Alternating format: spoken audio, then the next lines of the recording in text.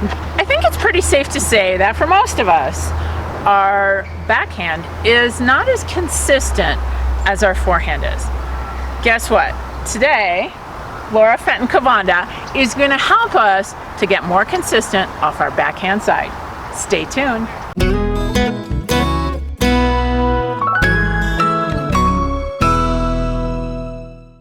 Now, she probably doesn't need an introduction because you see her on this channel fairly often, but Laura Fenton-Cavanda, who is, again, gotta brag on her because she doesn't brag about herself. She's a 4-time US Open champion. She's been in Tahoe giving some clinics and some camps over the last week. And tell us why this video and working on backhand has come about. Well, first of all, how much fun. You know how much I love coming to Tahoe. But having such a variety of ages, of men and women, skill levels, and one of the biggest things that I see everywhere I teach is we have a commonality of people struggle with their backhands. So the first part of this drill, or learning how to hit a backhand, really starts with our feet. That's why we call it footwork, making the feet do the work.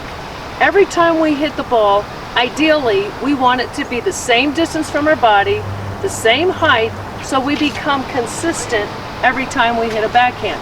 Most people, two things. They don't get their feet turned and keep that body facing that fence, and they go back this way, which means they're likely to fall over, okay?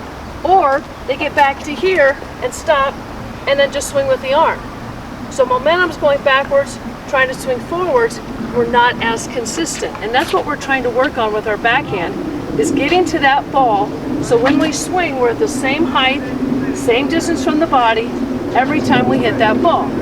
So here's an example. I'm going to drop step, go back, may have to go back this way to go forward.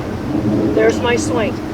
But whether I'm in the front court, the middle court, off to the side, our feet need to do the work.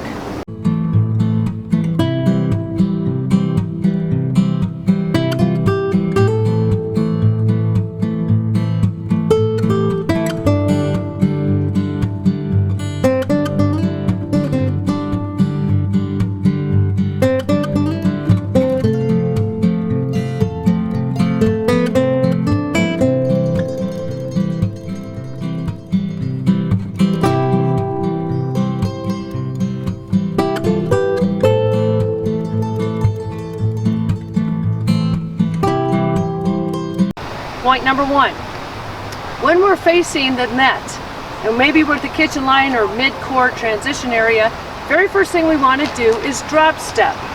So we're going to drop step and the paddle's going to go back. So we're going to drop step, paddle back, so we're ready to go backwards behind the ball. Ready? Ready. Okay. So we're going to drop step and go back. Now, if you will notice, CJ does not have both feet shoulder width apart facing that fence. She's got part of her body open, and many times we tend to just swing with our arms. So we've got to fix this. Come on back up. And we're going to do this in slow motion, so we learn it up here. Okay? So CJ, we're going to take our left foot, because the ball's on this side, and we're going to drop step. Both feet are going to face that fence. Good.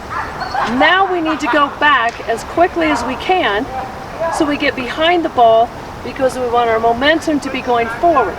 So step number two, we're going to side step back, and our paddles are back.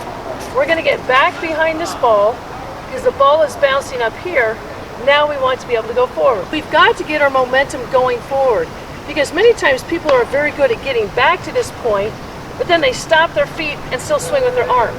And instead, we want the entire body doing the work. We want one smooth, complete motion, starting with our feet, the body moving, the extension of the arm. Our arm is just an extension of what our body is doing. So how do we get to that point? We're going to push off of this front leg like we're going forward, because it gives us a little extra momentum. So we're literally going to point that foot, we're going to push off of that, there's our step and our swing. So if you notice, at the end of the swing, our eyes should be on the ball.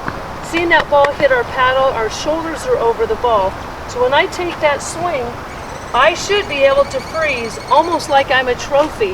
When you're on balance, you know that you've done it correctly. If you feel like I'm here and I'm going to fall over, or I'm reaching way out for the ball, you're totally off balance. something's not right. Usually, your feet are not doing the work. Keep in mind, sometimes when you're playing a match, we've got wind or there's spin on the ball. So even if we drop step and we go back towards the baseline, we may actually have to go backwards the other way as well. We may have to go back this way to go forward into our shot. So again, our momentum always wants to be going forward. And now we're going to put this whole thing together. Okay. We're going to play follow the leader in real time. Okay. Ready? You got it. Set, drop step. And you go back, back, back, back, to go back, to go forward, take our swing. Eyes are on the ball. If you're one of those people who happens to have a better backhand than you do a forehand, you're in luck, because we have a forehand footwork video on this channel, and I'm going to put a link right over on the side. But if you happen to get value out of this last video, give it a thumbs up, because together we can train smart, live bold, and age well.